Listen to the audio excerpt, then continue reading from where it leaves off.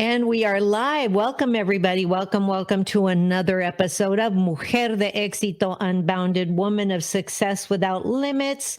And I am your host, Marti Angel. I'm so incredibly grateful for you, each one of my listeners, watchers. And today, let me just share that today is going to be an awesome new experience. Change is happening. So I have a beautiful guest and she also has a podcast. So we're going to try this like back and forth to save us time instead of, recording on one podcast and then jumping on another. And hopefully it's going to work and hopefully everybody here will love it. So I have a beautiful guest and we're going to just keep going back and forth and recording for each one of our podcasts. I have with me today another mujer-preneur. Her name is Dali, and she also has a podcast called DaliTalks. Very intelligent young woman. I'm so excited. Met her on Clubhouse and just followed her. And I just was taken in by her warmth and her ability to actually invoke information to the parents of the community she serves. Thank you, Dali, so much for being here today. Oh, it's an honor. Thank you so much. And of course, I'll go ahead and do my intro since we're recording for both of us. So, okay, everybody, I'm really excited to introduce to you Marti Angel or Angel. She's a Latina business coach and she's known as the Empowering Latina Coach. I've had conversations with her. And not only are they really fun, but they're so insightful. And I'm telling you, if you ever are looking for a coach who can put some spark in your life and help you recognize that you can do whatever it is you're doubting, she is it. And she has done so many things. We probably won't be able to get to that today, but I'm telling you, she is amazing. So Marti, thank you so much for being here on the DaliTalks podcast.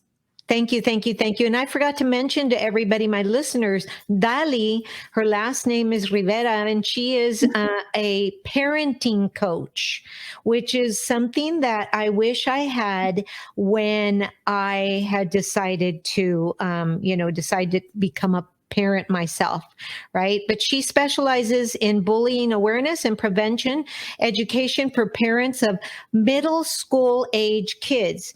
Interestingly enough, I was also a principal at a middle school as well as a high school. So I love my middle schoolers. I know everybody said I was crazy, but I love my middle schoolers. So yeah, so I love it. And she's the creator of the Diversity and Anti-Bullying Academy. And when I'm going to say that I'm also the creator of the Rock Your Biz Academy. So we're right there. We both have an academy. We both have a podcast. But I think I've been on this earth a lot longer. not a lot longer.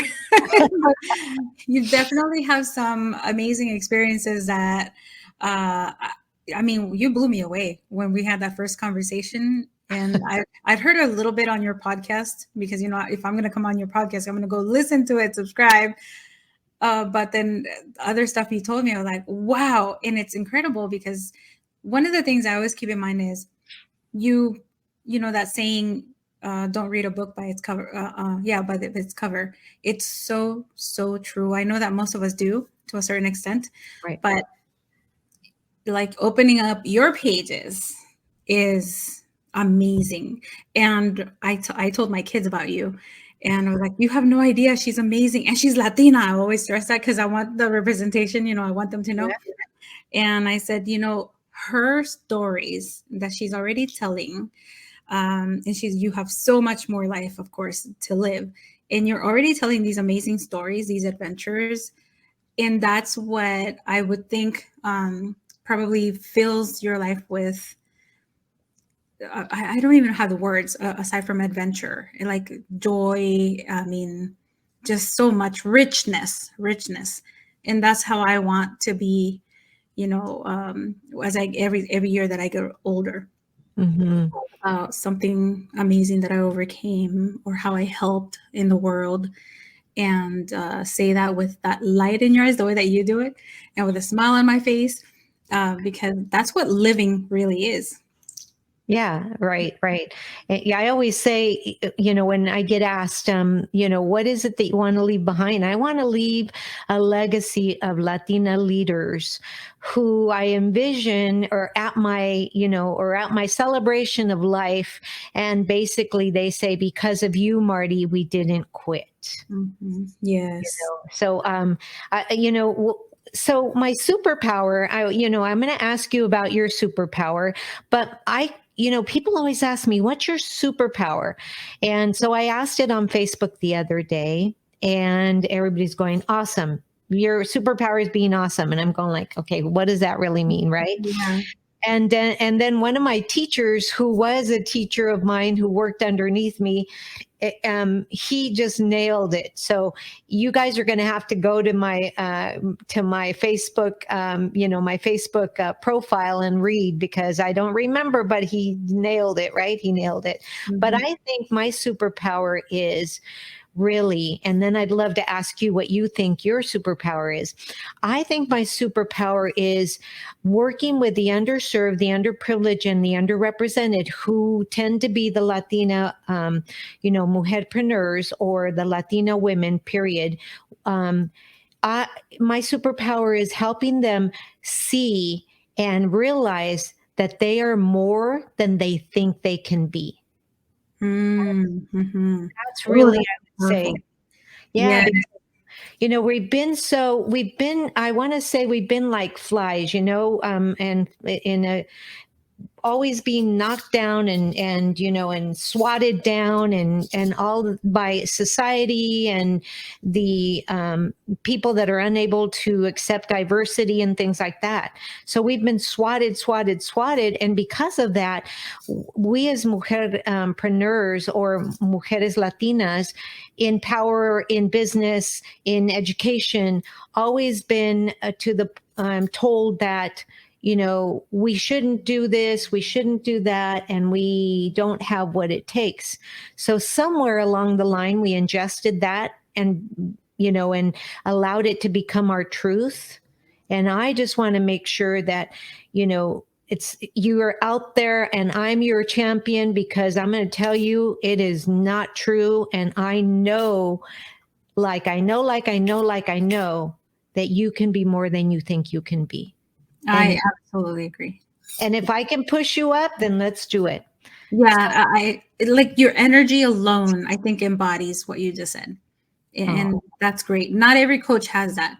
And so I want to mention that to people who are currently looking for their first coach ever, that you got to feel that energy from whoever you're going to trust to help you, because it's infectious. And to answer your question, I think that my superpower is sharing knowledge. I've been doing this since I was little, because I remember a moment when my mom said, Dali, listen to older people, because they've lived life. And if you listen to their advice, then you're going to avoid a lot of hardships. And it stuck with me. I don't know why, but somehow I also translated that to, oh, they're sharing knowledge with me. I want to do that. I want to do that for somebody, and so every time I go into these forums or these, chats, or even on Clubhouse, and people are like, oh yeah, if you want to do X, Y, and Z, and they give you a blanket like answer. Right. I like to give more concrete answers. Like one that sticks out was, we were having a conversation with a financial person, and they were talking about, leaving your money, your assets, and you have to get a will and a trust and all that. But people were asking, well, how much is it? And he wouldn't say. And I know it's because it varies depending on the situation, but I'm like, but give the people at least an idea. And so since I've done mine, my mom has done hers, several people, and they're like, it starts around, $3,000. And they're like, oh, okay. I was like, there you go. That's all people need. They need that knowledge of like, where's my baseline? So if I have the answer, I like to share it with people, because, we stop ourselves when we're wondering, say, like, I want to go to the Bahamas. Sounds expensive. Nos imaginamos tantas cosas, right? Right. Ooh, qué lujo, the airfare is going to be expensive. Well, how much was it? I don't know. Well, you paid an all-inclusive trip. How much was it? Oh, it was pricey. Okay, what's pricey? Is it like 3 grand, 5 grand, 10? Right. Like give me something, because once I know, I have an idea, then I can work up to that goal. Exactly. Exactly. Mhm. It's the same thing, when you do the coaching, it's like, okay, don't make me listen to a 90-minute presentation and at the end tell me that I'm going to save all of this. And so this year I decided that, you know what, I'm just going to tell the price. If you want to coach with me, if you want to coach, your best bet. If you don't have, if you don't have $1,000 a month, then your best bet is to go to my group coaching program, because that's only half the price, right? It's only half the price, and you get, and I keep my group coaching to 10 to 20 people, right? Mhm. But your gurus tell you, no, don't do that, and I'm going like, why not? I mean, I'm I'm a straight shooter to the point, and that's the way it is, because I've always, as a principal, as a teacher, you don't have a whole lot of time. As a teacher inside the classroom, you don't have a whole lot of time to impart the knowledge, as you say, right? Mhm. So boom, this is what we're going to do today. This is how we're going to do it. It's going to run, and boom, and make sure I have enough time to teach you, and make sure I have enough time to make sure that you can practice before I let you go. Mhm. Right. And so I always cut my, as education, but it's the same thing. It's the same thing in business, right? The old adage, tell them what you're going to tell them, and then tell them again what you told them, is great, but don't drag it out to 90 minutes. Yeah, I know. People That's so don't have frustrating. that time anymore. I mean, it was different when we were in cerrados in COVID, ¿verdad? Mhm. But we don't have that time. We don't have the luxury of that time anymore. Right. Yeah.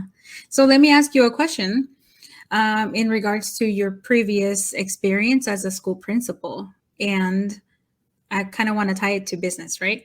Right. Because parents have no idea how many entrepreneurial things you have to do as a school principal. So could you please give us an idea of those things and those challenges? Sure. Well, one of the things as a principal, that's when I realized I was always, what they call, or what I coined the term, employeepreneur. I was an employeepreneur, right? Mhm. So, because there are certain things, there are certain demands you have to meet. Obviously, your state demands, and then from your state demands, then you have to go to your district demands, and your superintendent is very different than your assistant superintendents, and then you've got, your program managers and all of those guys that are up here that, when you go to the meeting, you realize, wait a minute, I'm a school principal, but I'm not really anybody to you guys, right? You just want to see that my kids are learning, that my scores are going up, and that the kids are safe, right? Which is great. But as an employeepreneur, one of the things that shocked me, right? Because I went from being an assistant principal to a principal. Well, let me tell you, when you're an assistant principal and you don't know what it's like to be a principal, and when you're a teacher, you don't know what it's like to be an assistant principal, right? So one of the things that really stuck out is that, they said, okay, here, you have $45,000 to run a school. And I'm like, okay, what does that mean? I mean, does that mean that I have to take the teacher's salaries out of here? What does it mean? You really had to dive deep. And so it's running a business. I ran a business of education, because it is a business.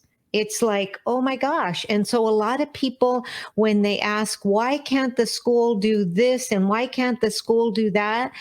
I'm going to say to you that the number one reason is that you're only given a certain amount of money, and you have to be the marketer, and you have to be the grant writer, and you have to surround yourself with teachers that know how to grant write in order to be able to write these grants, submit them to the state so that you can get more money. Because if you run out of money, the district is not going to give you the money anymore. So how can I service the students if I don't make money? Does that make sense? Oh, So yeah. that was like, oh my gosh, what? And that was one of the big things. So I had to get extremely creative with the, and very familiar with the way the money is, allocated in education. Okay, I have a follow-up if you don't mind, just because I want people to really truly understand the challenge you were up against. So could you tell us if you remember the size of the school by student body? And the other question was, how much say do parents have in how you spend that money? Okay. Great questions, by the way. Great questions. And then I'll have some questions for you. So when you're given that, the parents have absolutely no clue, no idea, right? So I was in a school that was 86% of the population was Latino, and then we had, a mix of everything else, but very small Caucasian in a barrio here in San Diego called National City. So what I used to do was I would inform my parents. So I had coffees where they would come during the day for coffee, and I had nightly meetings at least once a month minimum to inform the parents, right?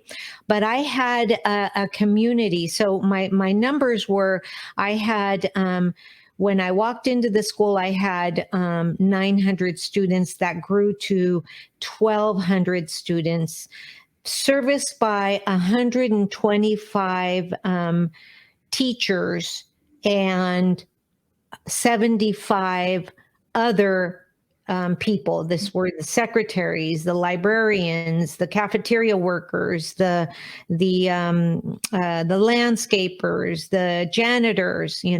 So we still had all of those. So parents don't ever know that. So that was one of my biggest things, was to actually invite the parents into the school to give them this information, right? Because most of the time, parents come in with an expectation of what it should look like and what their children should have. But once you get into explaining to them, this is how much money the district is giving me. And so the district didn't like me. Let me just say that right away. They made my life de cuadritos, as they say, because, and they warned me that if I continued on the path that I was on, they might make my life a living hell, and they might actually look to remove me, because I was informing the parents. And by informing the parents, what is information, right? It empowers you. It empowers you, the parent, to be able to make decisions and be able to. And I used to tell my parents, you're going to go to the district office. You're going to go to this office. You're going to ask for this. You're going to ask for this. And this is how we're going to get money. And I need you to be on my army of my cadre of parents that are going to help the district give me here, not because it's so disproportionate, because we are the school that's most needy, but we are the school that gets the least. And the school that was less needy, which was the opposite, 86%, white, they kept getting all the grants. And that principal that had the same exact numbers that I did, that principal got handed $150,000 to run her school. Wow. I'm so glad you shared this, because that's insightful. And I know that there's a lot of politics in schools. And what you just said, that you were pretty much blacklisted because you were empowering parents with the information that they have every right to have. Exactly. But they don't want you to know, because, that's you're what's happening is you're giving them the power to ask for things that they don't want to be given, or I was always a rebel. I was always a rebel since, I mean, even when I was a teacher, I was a rebel because I fought for the students as opposed to, fighting for the, teachers, right? Because there's, in my experience, there's a lot of teachers out there that should never be teachers. I've seen some of them. Okay. Yes, not all, but yeah. But and then one of the bad things was that you're running this business, and it's kind of like, when you're in corporate America, right? There's a lot of people in corporate America that hate their jobs. And it's not any different in education. It's, and that's, as a business coach, that's the one thing that I tell, what's your passion? What is, if you didn't have to, work for your money, what would you do? What would you be doing? And that's important. So now let me ask you this. So thank you so much. Did that answer the question? Oh, yes. Thank you. So now let me ask you this. You are a parenting coach. What were you before then? And what made you leap into entrepreneurship? What was I before becoming a parenting coach? Let me think. I was working like everybody else, 9 to 5, for an educational institution, and before that, the government. And I served 10 years in the military. I was in the Army. I was a mechanic because I was a rebel.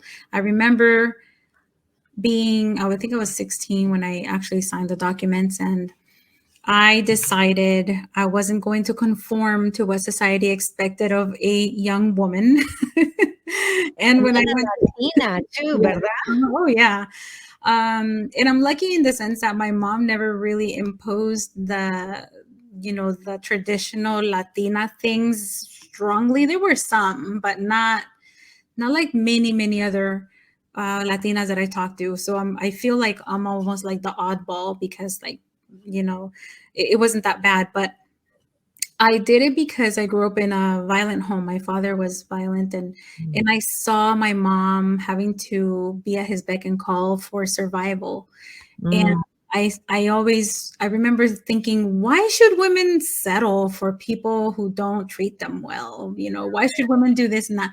And so I enlisted, and I was like, but I'm not going to do the girl thing. Like the supposedly, society says only girls should do this. And I decided to be a mechanic because I'm like, what more opposite? Controversial. So that's what I did. It was quite an experience because it made me challenge myself as a human being, as a woman too, like being challenged by so many men, their way of thinking, the misogyny, the sexism, ageism too, because I did really well and went up the ranks quite quickly. And it did not feel good to some people. It was kind of threatening. And that makes you grow, especially in a very male-dominated institution like the military. And during my 10 years of service, because I was also a bullied child, because I came at the age of 7 from Nicaragua, and I was immediately bullied because I was just different. So I actually learned to speak up for myself in the military. I remember this one particular event that it got to the point to where I didn't want to go to work every morning. I'd open my eyes and I just wanted to cry, and I wanted to puke. It was just terrible. Oh, yeah. And my husband and warrant officer who was mentoring me, both of them like, you just got to speak up. And I was too scared, because one of the things that happens in our Latino cultures is that they teach you as a child, don't question authority. Exactly. Yeah. Don't. And then women, and eres mujercita, Sí. y las mujercitas no necesitan hablar. I never heard that growing up, thank goodness, from my household at least, but I know many other families de que así las trataban las niñas. So I remember that warrant officer who happened to be Mexicano, and he was like, Rivera, You gotta just walk in there and just tell them like it is. Don't sugarcoat, don't nothing. Solo diles. And I was like scared, like, oh my gosh, but they outrank me. They're seniors to me. They're older than me. Todo esto. And my husband, I remember he was so frustrated because, he's a man. Men don't really have that big of a problem with this. They're not told since they're little to just like be careful what you say, be nice, So he says to me, Dali, those MF men are just like you. They put their pants on just like you, one leg at a time. So damn it, get in there and go stand up for yourself. And I remember going into that room and respectfully, but with that like voice of not shy, just authority or trying to. Pero estaba tan nerviosa that my voice quivered a ton, like almost the whole thing. And it was like a 30-minute conversation. And I stood up for myself. There was one sergeant in there who backed me, who from the distance, he was like, I'm just going to be in there. And I could see his face from afar. And he was like making these faces like, like, dang, and he was kind of smiling. And I kind of saw like a little smile of pride, seeing me. Yeah. Right. And when I walked out of that room, es como que me había like I fell apart. I was like, oh my God, like I was melting. I was like, I can't believe I just survived that. And then that was the moment when I truly learned that no matter how scared you are, you have to speak up for yourself because you're not gonna die. They're not gonna beat you up. They're not gonna, all the crazy stories we imagine in our minds, they're not there. Yeah. And I was also a rebel because I used to stand up for my soldiers. And so that taught me to want to empower people. And as far as like becoming the founder of and creator of the Diversity and Anti-Bullying Academy, that came also from advocacy. My child, when she was 5, she was bullied by 2 little boys. Oh no. And I spoke to the bus driver because it happened first at the bus stop. The bus driver couldn't do anything because kids were too scared to speak up. So I went to the school district, to the school principal. And she says to me, oh, I can't help you. That didn't happen on school grounds. Therefore, it's not my problem. I hated that. Oh, and I was floored. As the mom of the first child to go to school, you don't know what you don't know. I had a similar experience. And you expect these people to help you immediately because the safety of your child is the most precious to any parent. And I thought to any principal. So she kept saying these words like, oh, I have to follow protocol. I have to follow the policy. I have to wait. I can't just jump. I can't just expel them from the bus. I have to, and I'm like, what the heck is she talking about? So I dove into researching, like, let me look up what this policy is saying. I didn't even know there was a policy about that, right? And that's when my research on bullying started, and it has never stopped. 7 years later, I created my business, DaliTalks LLC. I was able to get help because I used that policy to my advantage to get help for my child. But I also, again, sharing knowledge because I was always involved at the PTA, everything.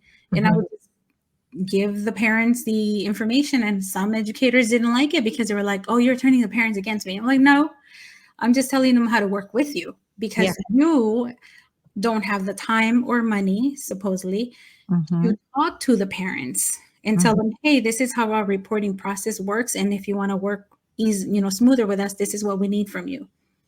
So that's how DABA, or Diversity and Anti-Bullying Academy, was pretty much founded because of that person. I was like, not my baby. Nope. Leave her alone.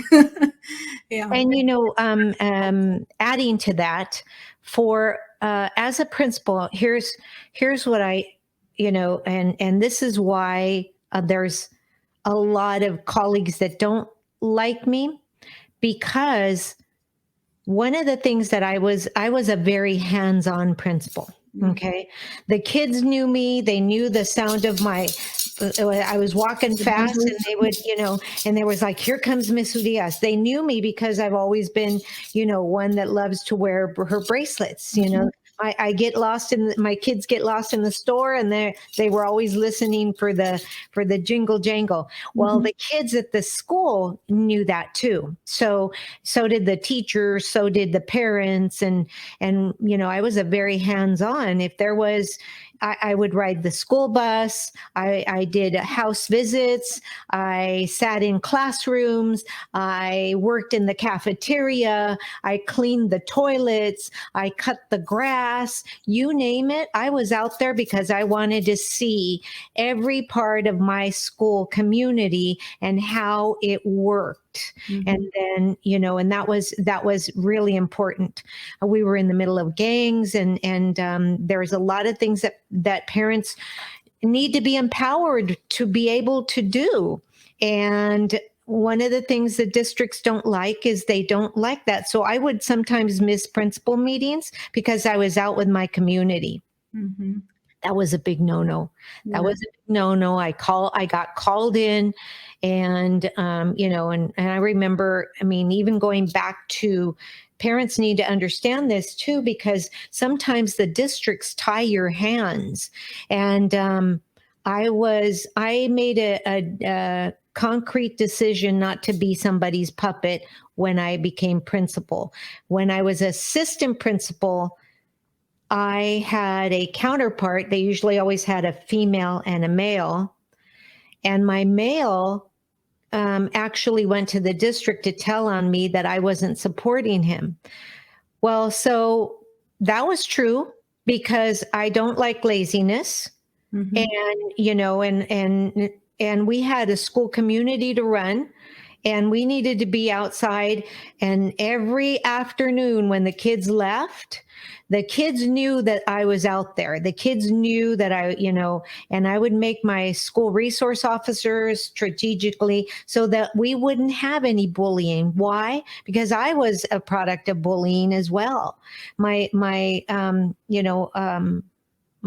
oldest was also a product of bullying, and was left on the stoop of the school because he was finishing his work, and the bus driver just took off. So been there, done that. Yeah.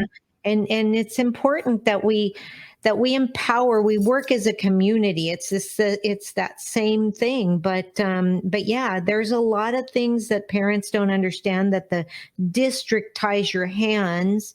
And then there's a lot of I was told, if I didn't support him, and whatever that support meant to him, then I was going to lose my position. Well, Mhm. he manhandled me, or woman handled me, and threatened me. And I was not about to do that. I remember taking pictures because he grabbed me and he would jerk me around. I'm going like, what the hell? Wow. And so I reported him, but of course he was white. My supervisor was white, and the superintendent was white. So when I reported it, they said I was making it up. Oh, And they man. said, if you don't support them, you're Mhm. going to lose your job. Oh, I cannot stress how much uh, we need to talk about the gender Oh, yeah. harassment and assaults, really, because I mean, nobody should be putting their hands on you. And as an educator, as an administrator, I don't think parents understand that stuff like that happens. And your story is not the first one I've heard about that. I've heard other principals tell me about retaliation, Oh, yeah. about discrimination in very subtle ways. And I know right now there might be some people talking about like, race, that's just it's in your head. Racism doesn't exist. Yes, it does. You have so Yes. millions of people that experience it, and I don't understand how some people still negate it. Um, and so you have principals that are dealing with their own personal, professional thing at school, trying to help the community, trying to help the students, the teachers, the staff. It's a lot. And I like that you even gave us an example of you cutting the grass. I remember one of my kids' school principals. When I walked to the school and I saw her cutting the grass, I was like, what? And then it dawned on me, oh my gosh, the responsibilities go beyond that office she sits in. Oh, yeah. It was crazy because I never really, and I'd already been volunteering for years at schools, but I'd never, every year, things change at middle school level, Right. high school level. And it just made me realize that, like, being in charge of the janitor, I was like, I don't know, why did I think that the school district was the one managing all of that? Or like, just the menial things. And so then when administrators say, oh, there's just, I got a lot on my plate now, I understand. I understand now, because it's not just making sure that everybody's passing grades and testing and teachers are happy. There's so much more. Thank you for sharing that. Oh yeah. Oh yeah. No, don't. I mean, I have a lot to share because it's like, okay, if I was thinking about that, they basically pushed me out. And then when they pushed me out, I went up to the college, right? So I was the last 15 years of my life, I was a college professor. So I've taught at every level of the school. I've administrated at every level of this of school, from elementary all the way to college as well. And let me tell you that it's very much the same, mentality that goes through there. I was really surprised that I was listening to, to these people, and it was like, I thought when I went up to the college level, it was going to be different. Not. And the sad part is that, I got a lot of following from my Latina students, and I, would being a champion, and I would tell them this and that, and do this, and here's what you want to do, and make sure, because Latina, I want to say this for your parents, and then I'll ask you a question for you about your business. The Latino kids are not given, and I hate to say this, but they are not given the same information about getting to higher education or what's out there in the entrepreneurial world, or anything other than vocational information. And you need this math class, you need that English class, and you need to get to the higher education. Well, I'm going to tell you something, that most kids made a decision on what they wanted to be based on what they know. Mm-hmm. And there is nobody has pulled the curtains open so that our Latino students are, Latino meaning everything, and our African American, Black students, however you identify, are seen. Now, African American Black students are given a little bit more, and then after them are given, it's the Asians, and then the very last is your your indigenous people, your Latino people. And the students, you'd be surprised how many students didn't even know what a virtual assistant was when I started to teach that. Right. And so then I said, okay, I want to teach virtual assistants. I wanted to, how to be a virtual assistant. And I want to teach it for bilingual, because there's a lot of bilingual, entrepreneurs, mujer-preneurs out there. I was told by the college, no, it's discriminatory and you can't do that.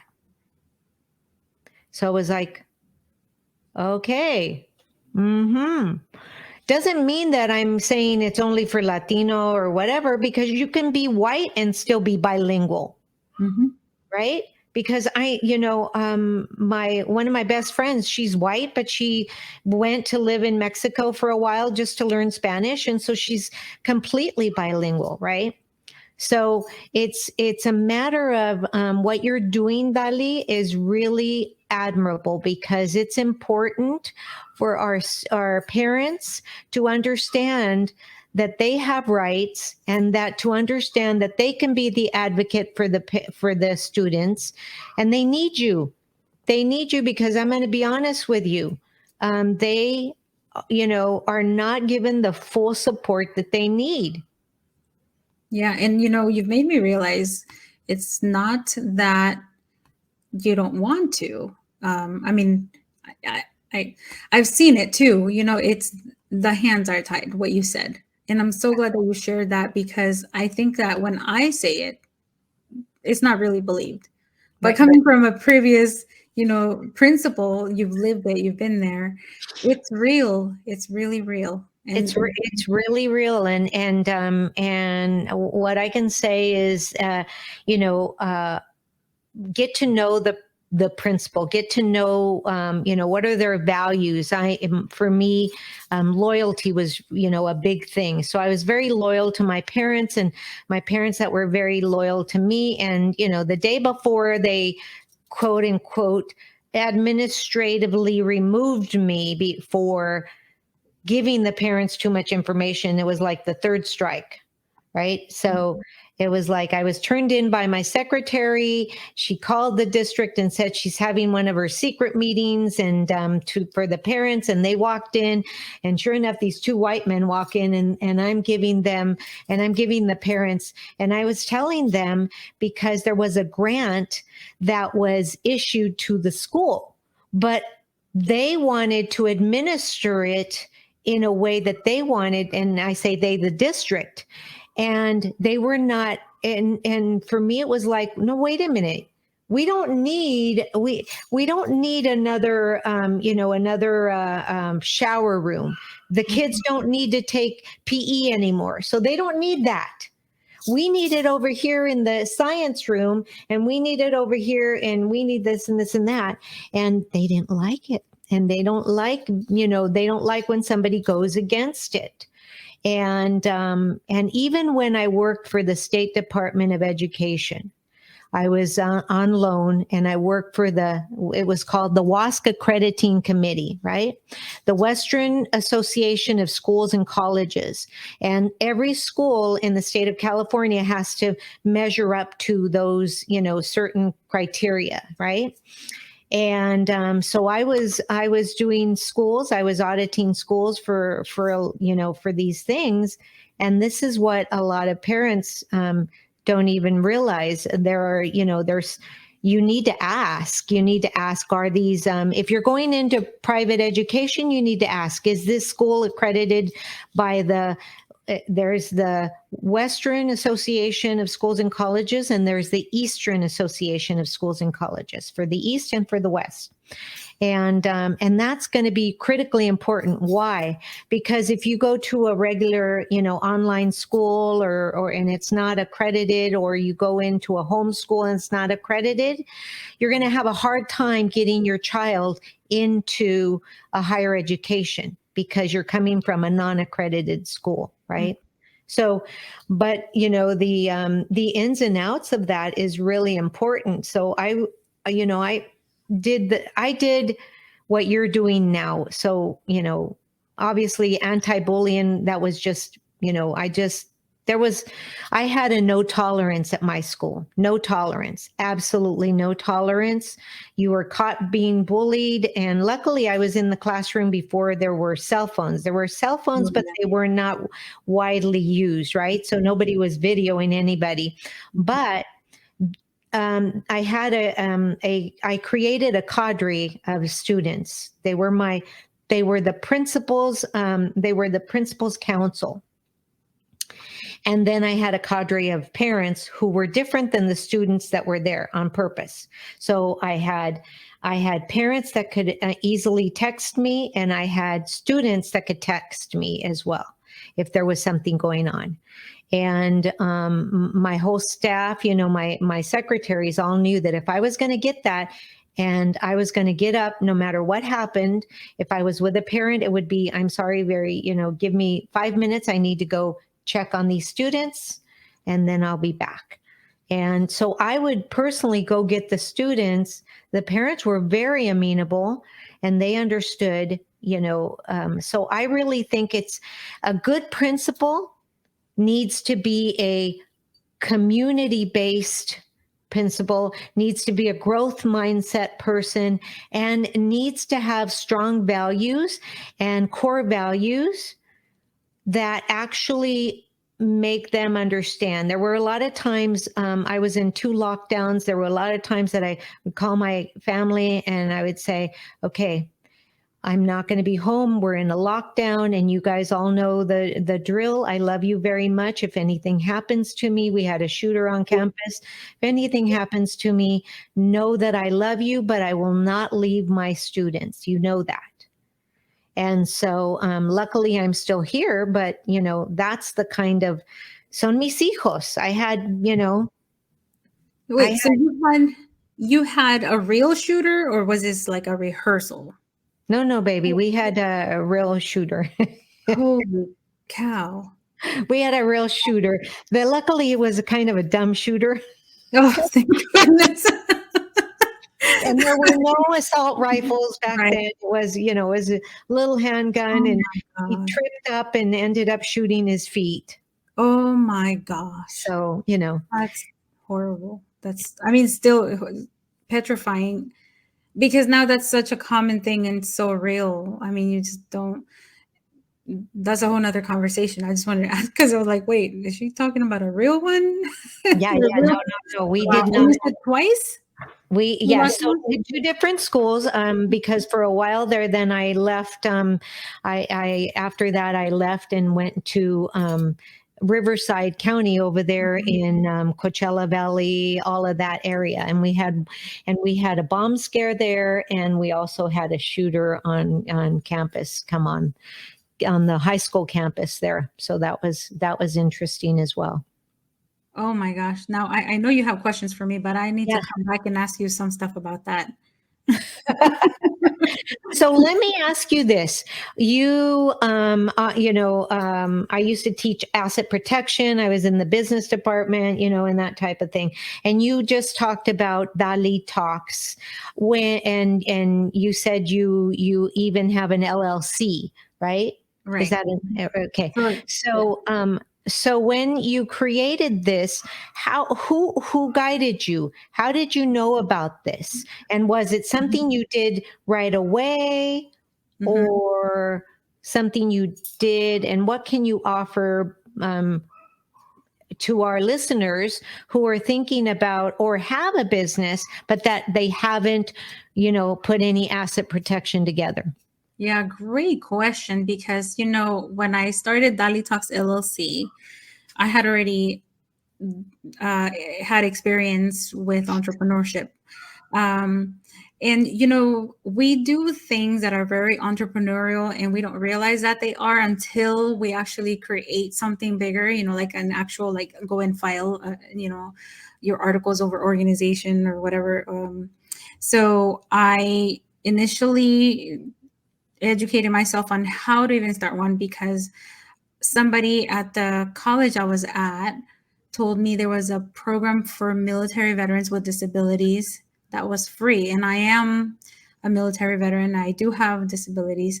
So I qualified for this. And it was partly online, partly on campus at Syracuse University. It was a phenomenal entrepreneurship program. And it was very in-depth, very immersive. And that's where they bring in like the experts for legal, for taxes, market research, everything. And of course, sitting through classes day by day versus doing it is different. So DaliTalks LLC was created 7 years after that incident with my daughter. So for those 7 years, I had been creating content and giving away information for free. By the time in 2017, I was laid off from an educational institution I was working at. And my husband, he turns over and he's like, hey, all that free information you've been giving away for free, I think it's time for you to make money from it. And I was like, that's crazy. Like, nobody's going to pay for this. And he was like, well, I think that they will. I think that they will. There's nonprofits that do it. So why don't you do it? And I didn't want to have a nonprofit, because I like to just own my, like, whatever I invest in, and, not have anybody say, like, no, you can't do this, you can't do that. I feel like nonprofits to a certain point are restrictive, and to each their own. So I went, keeping that in mind. I had already gone to this thing at Syracuse University before, and I actually started a business of luxury cutting boards. You can actually Google it to this day. It's maestroblocks.com, or and they were beautiful. And I actually surprisingly did well, to the point to where QVC wanted a massive amount of orders, but I didn't have the funds, so I just let it go. And so I incorporated, with the help of the Small Business Development Center, where I was at the time, just for review, because laws change, things change, the way that we do business changes over time. And so from the time I went to Syracuse and started my Maestro Blocks line of butcher blocks to DaliTalks LLC, it had been about 7, maybe 9, 8 years. And I would look for every bit of free information that I could find. Back then, things like this, like the podcasts, were there, but they weren't really, people still didn't really understand what they were. So the SBDC, which is a free tool paid by the federal government partly, and they had a women's business center within the SBDC in my location in Colton, actually, in Riverside County in California. So I took advantage of that. And I had already written an entire business plan for my previous business. I had an idea, and they had It's Your Time, a program that they still have today. And it's either free or based on your income. It's very, very affordable. And it's so many weeks. And I said, I'm going to go through this. It's going to be painful, because writing a business plan is painful. Yes. It's like a college research paper. Yes. And so you have to take it seriously. And I remember they made it a competition, and I won 3rd place. And I was like, yeah, right. Talk about imposter syndrome. You know what I told myself? I said, I only won it because I know how to write, probably better than most of the people, because most of the people here didn't go to college. And then I was like, oh, I only won because just this one section was really good. Or I only won because I'd done this before. So it's crazy, because the imposter syndrome doesn't stop just because you've been in business or have had several business ventures. It's always there. So I'm always combating that to this day. And I know I've done some pretty badass things, excuse my friend, but I've had to learn how to give myself credit, remind myself it's not arrogance that I'm practicing. It's the credit that we women so easily dismiss and do not count. So that has helped me continue to ask questions and find as many free resources as possible. And I went to score.org as well, where you can get a free mentor in that specific field that you're working in to get more detailed mentorship. So any information at all, I would just go for it and ask the questions. And in turn, I've always liked to share what the tools that I've had access to, because so many people right now, I have 4 mentees. And actually, right before you and I got on this call, she texts me and she says, I'm going to go ahead and incorporate. That's one of my tasks this year or this week. I'm going to incorporate. I'm like, okay, remember that EIN number, which is a social security number to your business, is free at the irs.gov website. Don't let anybody charge you to file it for you, because that's a scam. And the other one is, go to your state government website to file it if you're going to do it yourself. And, just like all these little things that were not told to me.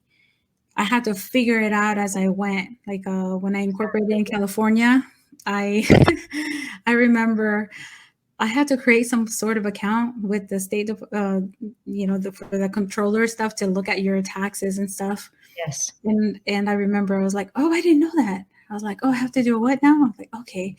And I learned because I went to those workshops. Right. And it was free.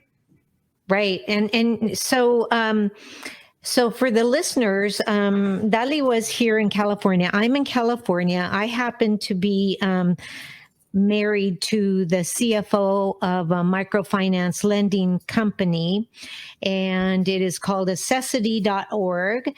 And they actually lend to the same, to Latinas is one of their really powers, that they're really trying to get out there to do more diverse loans. So you can get anything from, $100 loan with them up until I think it's like 250. I might be incorrect, but yes, those are things. And they also run a boot camp as well. So if you apply online, they will run a boot camp.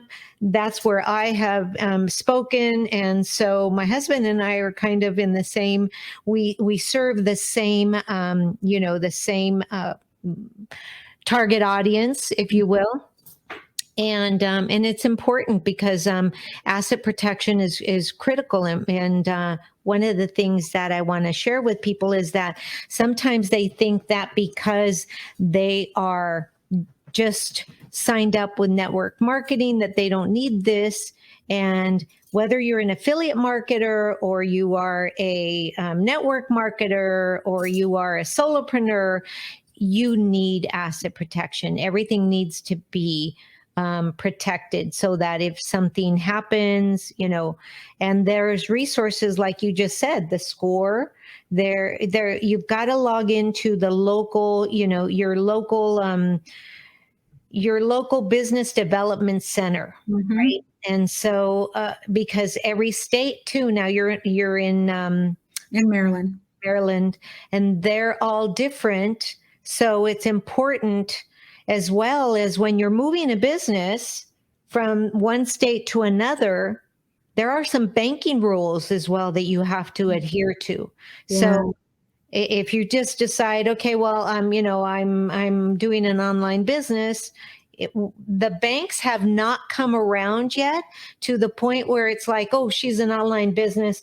Okay, she can go anywhere in the world. No, I mean, it's like if you incorporate in California, they expect you to have a working bank account, and you also have to give to me, it's really dumb. I'm online. I don't have a physical address. Well, even if it's your house, you have to put it. Mm-hmm. And then there's all kinds of things that hoops that you need to go through. So, make sure, mujeres, as Dali was saying, that you get information. Mm-hmm. And if you you're not sure where to get the information, DM me. That's what I do. I love, DM me as a Latina biz coach. I will point you in the right direction. I'll say to you, okay, go over here. You got it. You need this, because I coach all mujer-preneurs, mm-hmm. mostly micro bizpreneurs, and women that are ready to go from 5 figures to 6 figures. And mentality, the mental block that you said, we're not taught as Latinas as well. One of the reasons I became a Latina coach was we're not taught how to be good receivers. Yeah. As women, we're not taught. But as a Latina, you're even less taught how to be a good receiver. Mm-hmm. So that's so important, Yeah. And so we that's why to this day, we're still only making 85 cents on the dollar that our white male counterpart makes. But it was 75. Yeah, it's pretty low. Is it 75? Yeah, still, mm-hmm. 65, 70, it's, yeah. I mean, that happened, and that happens even in the education system, mm-hmm. because I was running a school, and there was my white counterpart who was running an exact same school, but he was getting paid a salary of $25,000 more than I was. Yeah, that's what I love about entrepreneurship. If you work really hard, all the profits come back to you. Yeah. Working really, really hard for an institution, you get a fraction of those profits. If you get profits. Right. And everybody has something that they can share and sell. It's knowledge that you're selling. It's learning how to, I don't know, make candied apples, or learning how to make hats, coaching people. uh, I've heard women that say, well, I've been a stay-at-home mom forever, what do I know? Oh my gosh, budgeting, Yeah, planning, you know mental health, because you're there for your kids. So much, you don't give yourself coaching. credit. They Exactly. coach. It's Mhm. like you are, and talk about the best thing that a mujer is. A madre. We are really good negotiators, Mhm. Yeah, and resourceful. Yeah. Yeah, right? and yeah. Yep. And ageism shouldn't be a thing, because I love to wear hats, and so everybody knows me because it's like a thing, right? I wear hats. This hat right here that you see was actually hand painted. I got it. We went last to Cancun, no, actually to Cozumel. And the woman that painted this still has her hat painting business and sells it in El Mercado. And she is 80 years old, and she hand paints each one. And it's beautiful. And so I got myself two. Yeah. But you know, but it's really important. At the end of the day, it's just being resilient, like you said, looking out for each other, verdad? So Mhm. looking out for each other, looking out for information, and it's just important for us to be there, whether you're an entrepreneur or whether you are, or whether you're a want to be entrepreneur. And I mean that in a very um, cariñoso sense, right? Mhm. Not a wannabe, because we used to say we're a wannabe for gangbangers, but it's important. So thanks. So I have one last question for you. Okay. One last question for you, and this would be really good. Okay, so you are an infopreneur, right? You're Mhm. selling information, right? You're an infopreneur, and at at at what point did you realize, oh, okay, I've got to gather all this information I put out there and put it into a system, a structure? What did you do? Do you have a newsletter? How did you do that? How I realized that I needed to actually package it was when my husband said, "Hey, you should sell the information. And by the way, you have an appointment tomorrow with a school principal at 9 a.m." That's really how it happened. Yeah. I think back and I was like, I wanted to kill him, figuratively, of course. But I'm grateful that he did that, because I had material that I had been just collecting, but I never packaged it neatly and concisely. And that was what made me realize, oh crap, I need to put slides together. I need to put together some worksheets. But what really helped me figure out how to do it, because it's an undertaking. I mean, it's overwhelming. It's so, especially years of content that I had. And then you have to decide, is it going to be for the kids, or is it going to be for the parents, or is it going to be for both?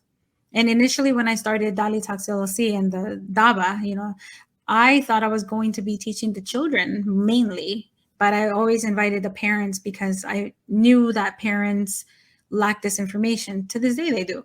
And so it slowly started coming together every time I would go to our workshop. And I would ask somebody who had, say, created a presentation, hey, how do you start the presentation? Oh, yeah, you got to follow the 10-20-30 rule. What is that? Oh, Guy Kawasaki said, this no more than this, all these rules. And I was like, okay. And then people would tell me, like, remember, there's no rules, but there are rules. You choose to follow them or not. You can make it your own style. So that can be confusing and overwhelming. Like, what is my style? And you just have to start. You just have to start somewhere. And I've always asked friends that I trusted, um, hey, can you look at this for me? Could you please let me know if it makes sense? Because in my mind, it makes sense. When you read something to yourself, it's in your head. So even if you're reading it, it makes sense to you. Exactly. But having somebody else who has no knowledge of that topic you're talking about is going to help you. And there's always somebody willing to help. So if you join one of these business groups, whether it's from the SBDC, score.org, a friend, another entrepreneur, who you trust, and there's so many people willing to help too. Oh, yeah. So many people. Because people like being part of your journey and seeing you grow, you know? So I suddenly just was like, okay, now I have all the content. It was on Word. Now it's going on slides. Now it's too much. I got to cut back because it's overwhelming for the parents. And it just evolves slowly. It's really trial and error. And I used to beat myself up so much when I would over deliver and overwhelm the parents, or maybe I wasn't that fun in delivering it to the kids. And that's how I realized I suck at teaching kids. I'm boring. So, pobrecito los niños, están aburridos. So I was like, oh, and that's really how you find out what your strengths are, right? By trying it. And I realized, okay, I love teaching the parents. The conversations are richer. I can elaborate more. With kids, you have to be more entertaining, and I'm not an entertaining person. I'm not, and that's okay. It's okay, you know? So that's it. Really, it's progress, and I don't want people to think I'm going to go buy Amy Porterfield's course on how to create courses, and in 90 days I'm going to have this beautiful course. No, it does not happen like that, because It takes time. I have a beautiful course. I know Amy Porterfield well. I was in her coaching. Yes, it's not that. I want to reiterate. It's not that build it and they will come. right. There's so much more. And I think that you have to remind yourself that as long as you have baby steps, like right now I have my mentees, I tell them every week, I'm going to text you at this time and I'm going to ask you 2 questions. What 3 mini tasks did you complete last week? And what 3 mini tasks are you going to complete this week? And remember to not beat yourself up if you don't get to any of them. But I want you to at least try to get one, because those baby steps are going to help you run a marathon at the end. Right. You know? Right. And that's so important, you know, and I'm glad that you do that. And you know, always, so one of the things that I have with my coachees as well is, I prefer, I mean, I will do the one-on-one coaching, but I prefer the group coaching aspect. And, you know, so the people that are in my group, you know, they pay. And one of the things I always tell them is realize you do want to pay. You want to get to the point where you're at least paying something, because if you pay, you will perform. Mm-hmm. But if it's free, chances are that you're going to keep putting it off. And so if it's free, you're going to procrastinate. Trust me. Been there, done that. And it's so true. If you're not willing to pay, then you're not really willing to stretch and to, you know, do what you need to do. You're not willing to get out of your comfort zone. I completely agree with that, because I remember I was scared to pay for the course. Right. And my husband actually said, well, wait a minute. Why are you scared? Because if you're hesitating paying on it, then that means you're not that serious about it. Yeah, exactly. And it was almost like an insult. And I was like, ah. And then I thought about it. I was like, crap, he's right.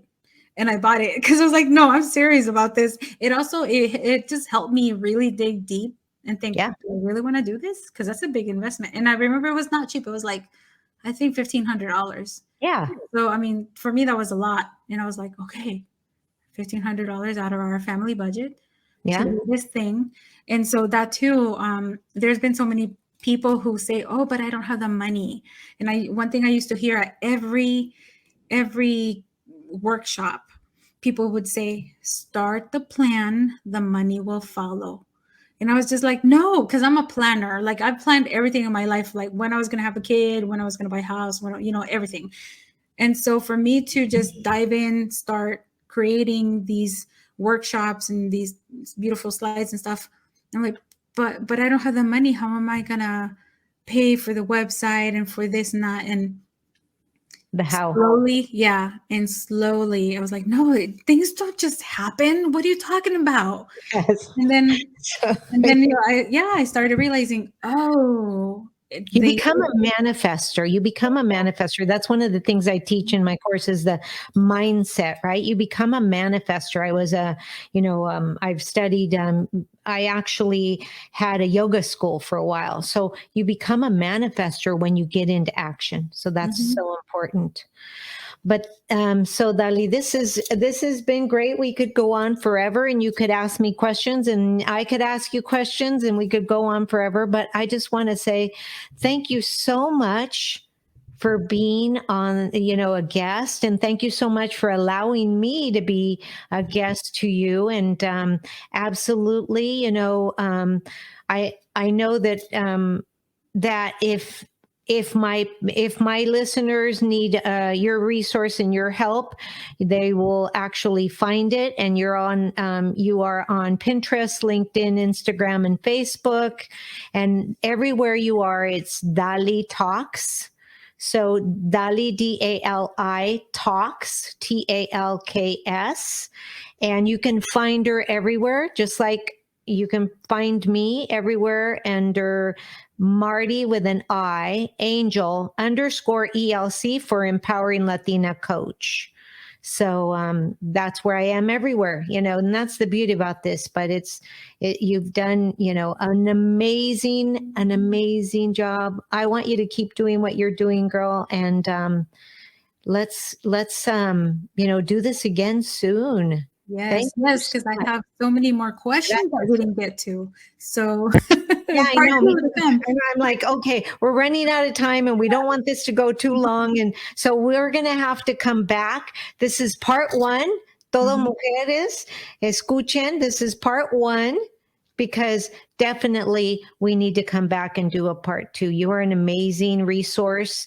Especially for parents. I wish when I was a principal, I had somebody like you, helping me to inform the parents when we were on the same side. Yeah, thank you very much. Thank you for the time you gave to public education. And it's too bad that they didn't appreciate you, but you're still helping. You're still helping my community by sharing what you went through, and you're helping so many other people who are just trying to pretty much make their dreams come true. And thank you for being on my podcast too. Oh, absolutely. Thank you. Thank you. Gracias again. So we will end this broadcast right now. And if you're watching us, we are so incredibly grateful to have you watching us on the Coach Marti Angel YouTube.